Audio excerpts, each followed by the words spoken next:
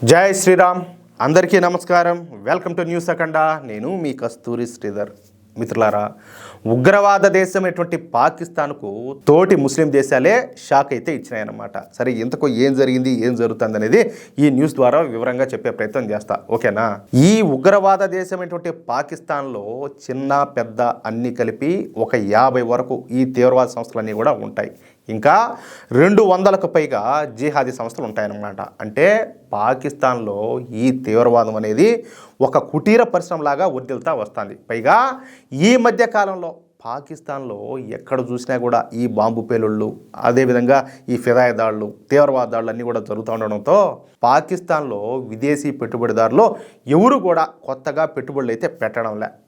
అంతేకాకుండా పాకిస్తాన్లో ఉన్నటువంటి ఫ్యాక్టరీలను, పరిశ్రమలను, సాఫ్ట్వేర్ కంపెనీలను మూసేసి ఇతర దేశాలకు వెళ్ళిపోతున్నారు. ఏమన్నదాడా, వాళ్ళే తిండికి లేక సత్తా ఉంటే. పైగా పాకిస్తాన్లో ఆర్థిక మాంద్యం విపరీతంగా పెరిగిపోయింది. ఫలితంగా పాకిస్తాన్లో నిత్యావసర వస్తువుల ధరలు అమాంతం పెరిగిపోతున్నాయి. ప్రజలకు తినడానికి తిండి లేక రొట్టెల కోసం వీధి పోరాటాలు చేస్తారు. అంటే కొట్టుకొని చేస్తారు రొట్టె కోసం కూడా. దీంతో పాకిస్తాన్లో దరిద్రం, పేదరికం అనేది తాండవిస్తుందట్టే. అందుకే ఈ పెట్టుబడిదారులు తమ పెట్టుబడులను పాకిస్తాన్ నుంచి ఉపసంహరించుకొని తట్టా బుట్టా సర్దుకొని బయట దేశాలకు వెళ్ళిపోతారు. వెళ్ళిపోవడంలో చెప్పాలంటే పారిపోతారు. వద్దురా స్వామి, మమ్మల్ని వదిలేయంటారు నాయన అని. ఈ దెబ్బతో ఈ పాకిస్తానీల బ్రతుకు బస్టాండ్ అవుతుంది. ఇక ఈ పాకిస్తాన్లో సగం మంది జనాభా వ్యవసాయం మీదనే ఆధారపడి బతుకుతూ ఉంటారు. కానీ మన మోడీ ప్రభుత్వం ఈ సింధు నది జలాలను పాకిస్తాన్కు వెళ్లకుండా అడ్డుకట్టేసేసింది. తెలుసు కదా మీకు కూడా. సింధు నది పైన 6 పెద్ద పెద్ద డ్యాములు నిర్మిస్తుంది. దీంతో పాకిస్తాన్లో వ్యవసాయం చేయడానికి నీళ్లు లేక, అలాగే ఈ చేపల పెంపకం, రొయ్యల సాగు కూడా నీళ్లు లేక మిగతా వాళ్ళంతా కూడా రోడ్డు మీద పడినారు. దీంతో ఈ పాకిస్తానీలకు తినడానికి తిండి కూడా కరువు అయిపోయింది. మరి ఈ పరిస్థితుల్లో ఈ పాకిస్తాన్ ప్రజలకు ఏం చేయాలో అర్థం కావడంలే. దీంతో ఈ పాకిస్తాన్ వాళ్ళు ఒక నిర్ణయానికి అయితే వచ్చారు. అదేంటయ్యా అంటే అడుక్కు తినడం. నిజంగానే నేనేం కామెడీ చేయడం లే మీతో, నిజంగానే అడుక్కు తినాలని చెప్పేసి ఒక నిర్ణయానికి అయితే వచ్చారు. అయితే పాకిస్తాన్లో అడుక్కుంటే ఎవరు కూడా ముష్టేరు. ఎందుకంటే పాకిస్తాన్లో సగం మంది ముష్టోళ్ళే ఉన్నారు. ఎందుకంటే సగం మంది దగ్గర తినేదానికి తిండి కూడా లేదు. మళ్ళీ కాదు అడుక్కునేవాడి దగ్గర ఏదో చేసేట్టు ఏం చేస్తాడు. దీంతో వీళ్ళంతా కూడా ఇతర అరబ్ దేశాలకు పోయి అడుక్కోవాలని చెప్పేసి ఈ పాకిస్తాన్ ప్రజలు నిర్ణయించుకున్నారంట. ఇక ఈ పాకిస్తాన్ ప్రజలు Saudi Arabia, Dubai, Abu Dhabi, UAE దేశాలకు వెళ్ళి అడుక్కోవడం ప్రారంభించారు. విజిటింగ్ వీసాల మీద ఈ అరబ్ దేశాలకు పోయి అక్కడ అడుక్కోవడం మొదలుపెట్టారు. నిజానికి అరబ్ దేశాలలో అడుక్కోవడం చట్టరీత్యా నిషేధం అన్నమాట. వీళ్ళ మాదిరి వాళ్ళు బేకార్ గుంపు కాదు కదా, వాళ్ళు బాగా రిచ్ కంట్రీస్ అన్నీ కూడా బాగుంటారు.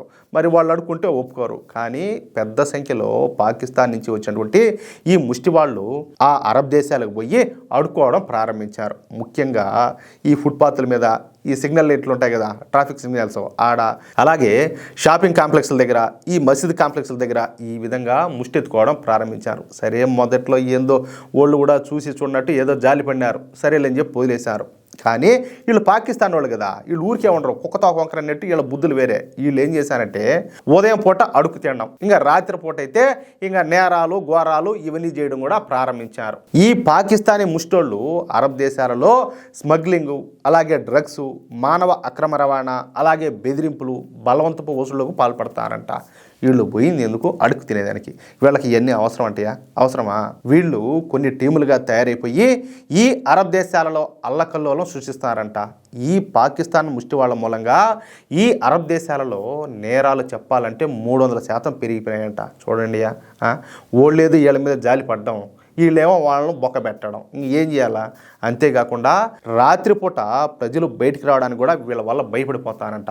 దీంతో మొదటగా సౌదీ అరేబియా, అలాగే యునైటెడ్ అరబిక్ ఎమిరేట్స్ దేశాలు ఒక కీలకమైనటువంటి నిర్ణయం తీసుకున్నాయి. అదే ఈ పాకిస్తాన్ వాళ్లకు మొత్తంగా వీసాలను నిలిపేయాలని చెప్పేసి ఒక నిర్ణయానికి అయితే వచ్చేసారు. ఇంక తట్టుకోగలిగితే కదా వీళ్ళ చేతల్లా పొరంబోక మొండలో మావులోళ్ళు ఇళ్ళ.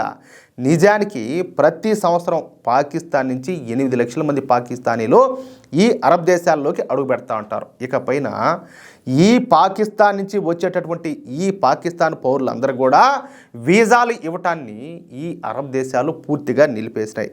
పోయిన సంవత్సరం డిసెంబర్లో కూడా పాకిస్తాన్లోని 30 నగరాల ప్రజలపైన యుఏఈ అలాగే సౌదీ అరేబియా సహా పలు గల్ఫ్ దేశాలు వీసాలపైన నిషేధం విధించాయి. స్మగ్లింగు, డ్రగ్స్, మానవ అక్రమ రవాణా, అదేవిధంగా ఈ అడుగు తినే కేసులు పెరగడమే ఇందుకు కారణంగా ఉండదన్నమాట. ఇక ఇప్పుడు మొత్తంగా పూర్తిగా ఈ పాకిస్తానీలకు వీసాలను మంజూరు చేయకూడదని చెప్పేసి ఈ అరబ్ దేశాలు నిర్ణయించుకొని తమ వీసా కార్యాలయాలను మూసేశాయంట. తద్వారా ఏంటంటే పాకిస్తాన్కు తగిన బుద్ధి వచ్చేటట్టు చర్యలు అయితే చేపట్టినాయి. తద్వారా ఏంటంటే మేము ఈ పాకిస్తాను ఒకటే కాదని చెప్పేసి ఈ అరబ్ దేశాలు నిరూపించినట్టయింది. ఎట్లవుతుంది అంటాలే, వాళ్ళేమో బాగానే ఉంటారు, వాళ్ళు హుందాగా ఉంటారు, వీళ్ళేమో అడక తింటా ఉంటారు, అయ్యో అని చెప్పి అనుకునే దానికి వాళ్ళనే పోయి బొంద పెడతా ఉంటారు. ఇంకెట్లా ఒకటవుతారు? దీంతో ఇన్నాళ్ళు కూడా మా మతం మా వాళ్ళు అనుకున్నటువంటి ఈ పాకిస్తానీలకు ఒక భారీ షాక్ అయితే తగిలినట్టయింది. అది విషయం. ఒరే నాయన, ఈ అడక తినడం లేకపోతే ఇంకొకరిని ఏదో నాశనం చేయడం పక్కన పెట్టి బతుకుల మీద దృష్టి పెట్టండి రా స్వామి, బాగుపడతారు, దేశం బాగుపడుతుంది. ఎందుకురా నాయన, మీ పాలకులు అటోళ్ళే వాళ్ళు పాలకులు చాలా తెలివిన వాళ్ళు పాకిస్తాన్ వాళ్ళు. ఎందుకంటే వచ్చే సంపద ఈ వాడాయడా అన్ని దేశాలను అడుక్కొచ్చుకుంటారు కదా, ఈ అడుక్కునే సంపద అంతా పోగు చేసుకునేదే విదేశాలకు వెళ్ళిపోతూ ఉంటారు. లండన్కు, దుబాయ్కి, లేకపోతే ఇంకేదైనా విదేశాలకు వెళ్ళిపోతూ ఉంటారు.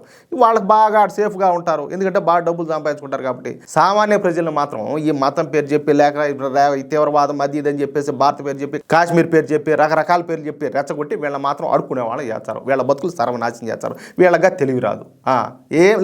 ఏదన్నా రెచ్చగొట్టే మాటలు మాట్లాడారంటే అని ఊగిపోతారట్టే పూనకం వచ్చేట్టు తీవ్రవాద పిచ్చితో. అది విషయం. చూద్దాం ఇంకా ఏమి జరుగుతుందో. మొత్తానికి ఇదే ఆలోచనతో ఉంటే మాత్రం పాకిస్తాన్ అనేది అసలు ఉండదు. ఆ రోజులు కూడా వస్తాయి. ఏమంటారా మిత్రులారా? ఈ న్యూస్ కనుక మీకు నచ్చినట్లయితే ఖచ్చితంగా ఈ న్యూస్ నలుగురికి షేర్ చేయండి. అలాగే ప్రతి ఒక్కరు కూడా మీ యొక్క అమూల్యమైనటువంటి అభిప్రాయాలను కామెంట్ రూపంలో తెలియజేయండి. ఇంకో విషయం ఏంటంటే, ఇంతవరకు మీరు కనుక మన ఛానల్ని సబ్స్క్రైబ్ చేసుకున్నట్లయితే ప్రతి ఒక్కరు కూడా మన ఛానల్ని సబ్స్క్రైబ్ చేసుకోండి, సపోర్ట్ చేయండి ప్లీజ్. జై శ్రీరామ్, జై హింద్.